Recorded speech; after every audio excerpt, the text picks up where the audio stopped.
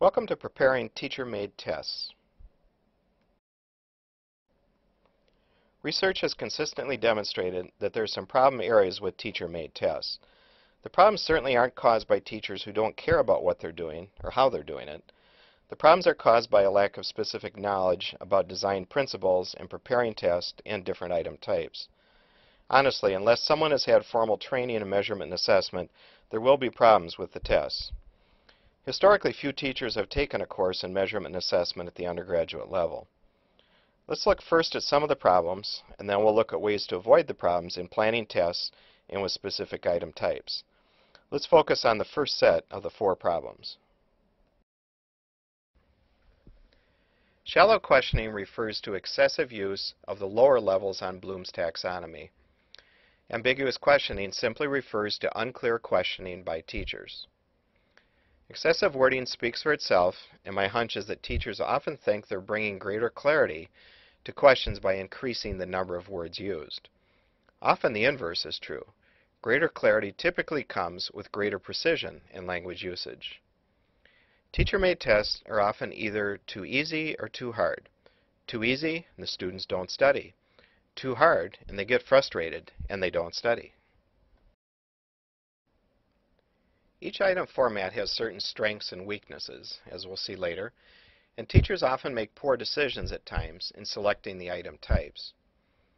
Unfortunately, many teachers plan tests the night before. Sometimes that strategy doesn't work the best. And finally, there can be issues with validity and reliability, certainly no small issues. A 4-part process is recommended in test planning. First, determining the test purpose, and believe it or not, there can be many. Second, creating the specifications, which is what we did with our table of specifications assignment during the last module. Third, selecting and preparing the tasks, which in our case will be traditional items and performance assessment items. Fourth, evaluating and using the results. If this step doesn't occur, I contend that we've wasted our time, that of our students. Unfortunately, too many test results are just sitting in desk drawers of teachers and administrators. When writing traditional assessment items, we have 4 tools at our disposal. Each tool has a specific purpose and criteria for construction.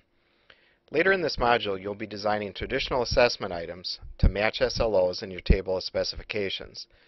And then you'll be following item rating criteria suggested in the Gronlund text. Our goal in preparing test items is that we accurately assess a student's content knowledge and not their ability to take tests. We'll consistently get greater test validity if we avoid common clues that test-wise students have learned to focus on.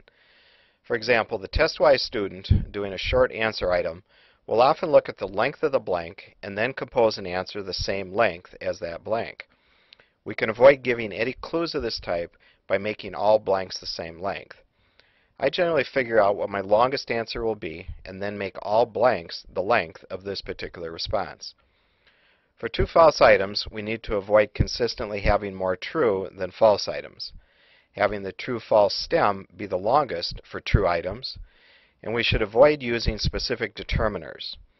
Test-wise students know that items with words like always, none, all, for example, are almost always false. Matching items are often fraught with writing errors. The most common one is that teachers have an equal number of items in the premise column that they have in the response column. A test-wise student simply matches all the items they know for sure and then matches the remaining items